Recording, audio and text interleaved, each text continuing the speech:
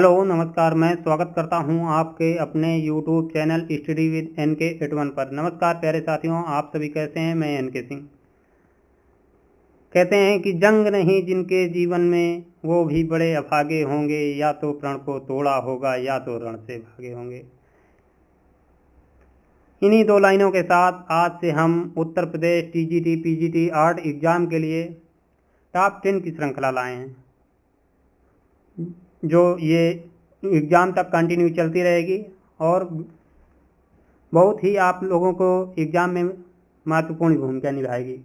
इसलिए सबसे पहला प्रश्न है इसमें कि काम सूत्र में कितनी कलाओं का वर्णन है।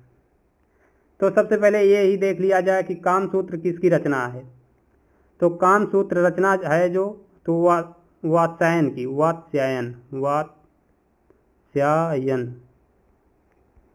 वात्स्यायन की रचना है। और काम सूत्र में कितनी कलाओं का वर्णन है।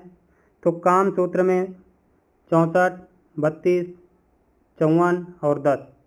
तो इसमें से काम सूत्र वात्स्यायन की रचना है और इसमें 64 कलाओं का वर्णन किया गया है। वात्स्यायन के काम सूत्र के अनुसार सबसे उच्च कला मानी गई है। वात्स्यायन के अनुसार उच्च कला संगीत कला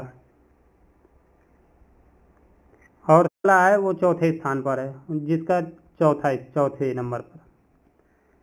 इसके आगे देखते हैं कि कला शब्द की उत्पत्ति कहाँ से हुई। कला शब्द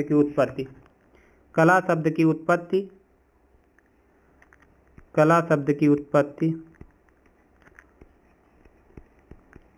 संस्कृत के कल धातु से की हुई है। संस्कृत के कल धातु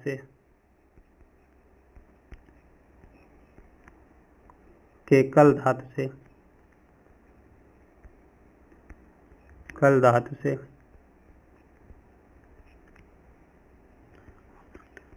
और इसके बाद एक ये प्रश्न बनता है कि सर्वप्रथम कला शब्द का प्रयोग कहाँ हुआ। तो सर्वप्रथम कला शब्द का प्रयोग जो मिलता है तो ऋग्वेद में मिलता है।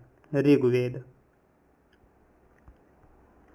और ऋग्वेद सबसे पुराना वेद कहलाता है। इसके बाद दूसरा प्रश्न कि काम सूत्र की रचना किसने की।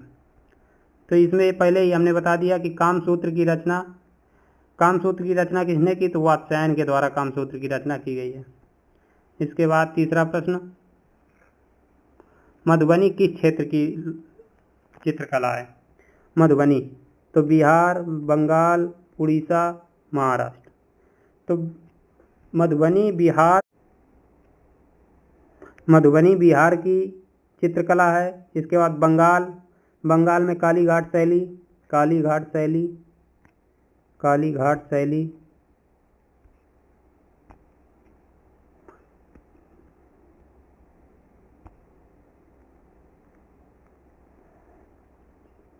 मधुबनी बिहार राज्य की चित्रकला। और इसके बाद बंगाल में कालीघाट शैली, उड़ीसा पटचित्र भगवान जगन्नाथ के, महाराष्ट्र वर्ली चित्रकला। इसके बाद चौथा प्रश्न, एक ताल कितने अंगुल का होता है। तो चित्र सूत्र के अनुसार एक ताल 8 अंगुल, 16 अंगुल, 5 अंगुल, 12 अंगुल।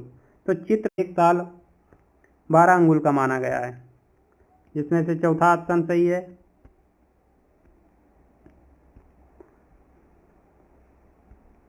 बारह अंगुल।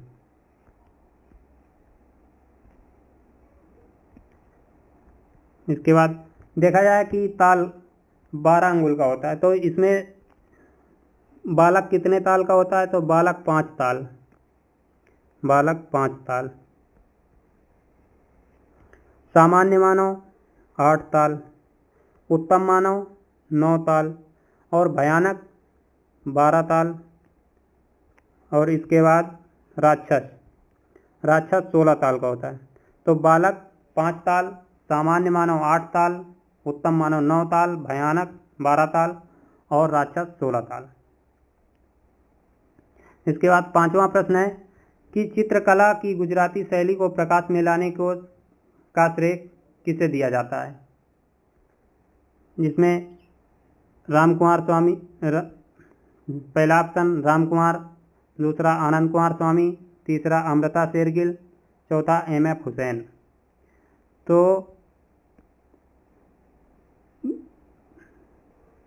चित्रकला की गुजराती शैली को प्रकाश में लाने का श्रेय दिया जाता है वो आनंद कुमार स्वामी। चित्रकला की गुजराती शैली को अपभ्रंश शैली भी कहा जाता है, गुजराती पश्चिम भारतीय शैली भी कहा जाता है और गुजराती शैली भी कहा जाता है।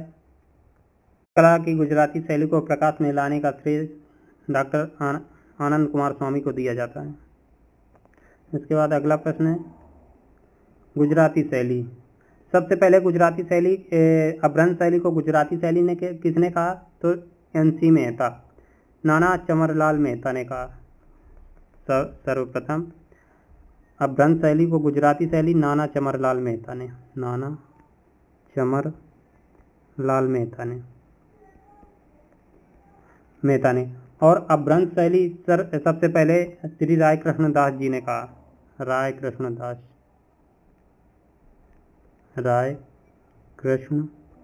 दास जी के द्वारा कहा गया, दास। और जैन शैली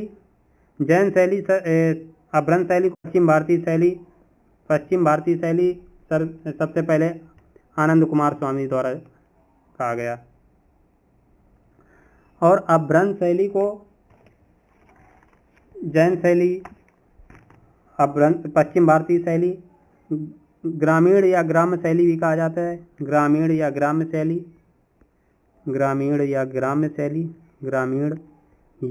शैली भी कहा जाता है, शैली भी कहा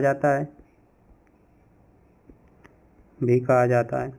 और डॉक्टर मोतीचंद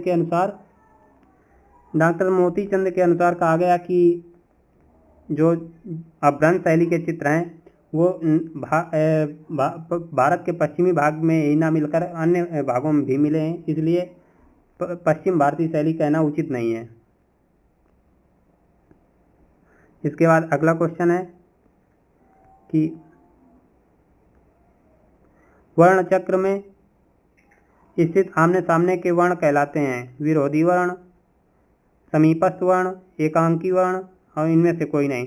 तो वर्ण चक्र में स्थित आमने सामने के रंग विरोधी वर्ण कहलाते हैं, विरोधी वर्ण, ये ऑप्शन। इसके बाद 7वां प्रश्न है कि चित्र षडांग का अर्थ है, चित्र के 6 अंग, चित्र के 4 अंग, चित्र के 2 अंग, इनमें से सभी। तो चित्र षडांग का अर्थ है कि चित्र के 6 अंग।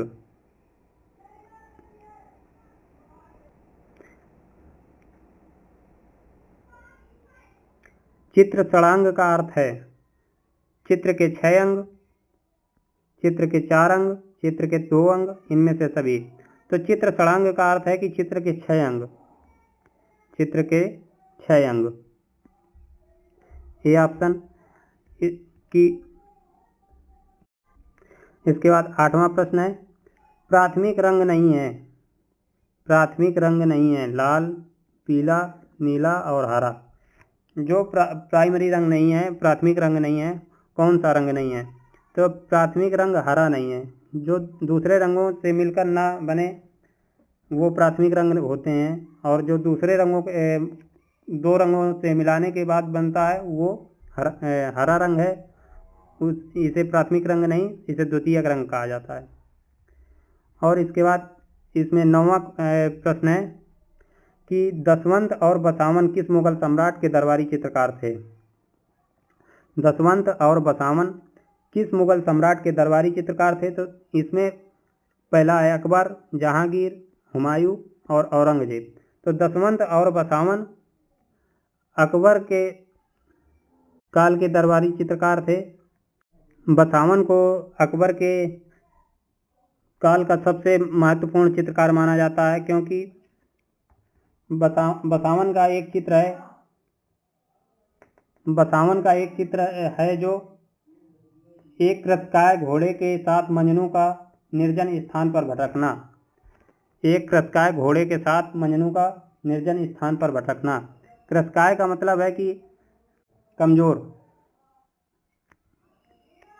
तो दसवंत और बसावन अकबर के काल के मुख्य चित्रकार थे। इसके बाद 10वां क्वेश्चन है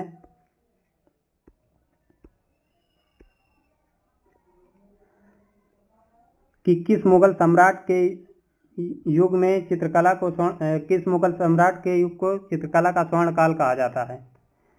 तो चित्रकला का स्वर्ण काल किस मुगल सम्राट को चित्रकला का स्वर्ण काल कहा जाता है, इसमें से ऑप्शन नहीं दिया गया है, जिसमें अकबर, औरंगजेब, जो तीसरा ऑप्शन यहाँ पर जहांगीर है, जहांगीर। तो जहांगीर को चित्रकला, जहांगीर के काल को चित्रकला का स्वर्ण काल कहा जाता है, और अकबर के काल को साहित्य का स्वर्ण काल कहा जाता है। अकबर के काल को साहित्य का स्वर्ण काल कहा जाता है। इस प्रकार आज हमने 10 क्वेश्चन किए। तो वीडियो अगर अच्छा लगा हो तो लाइक करें, कमेंट करें, शेयर करें, और चैनल पर नए हैं तो सब्सक्राइब करें। आप लोगों को परमानेंट वीडियो मिलते रहेंगे। Thank you. जय हिंद, जय भारत। मिलते हैं किसी एक नए वीडियो के साथ। तब तक के लिए जय हिंद, जय भारत।